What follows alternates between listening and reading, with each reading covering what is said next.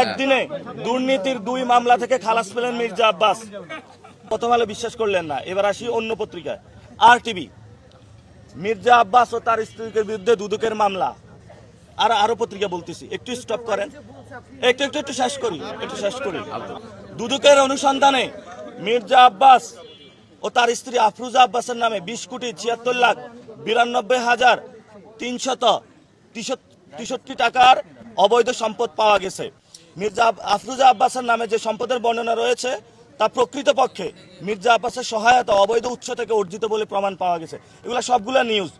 দুদকে দাখিলকৃত আফরোজা আব্বাসের সম্পদ বিবরণী যাচাইকালে তার আস্থাবর সম্পদের মধ্যে ঢাকা ব্যাংকের অনেকগুলা সম্পদ তাদের, এবং সেখানে প্রত্যেকটা, ভাই আমি আপনার লিঙ্ক পাঠিয়ে দিব, আপনি তো এদিকে আসেন।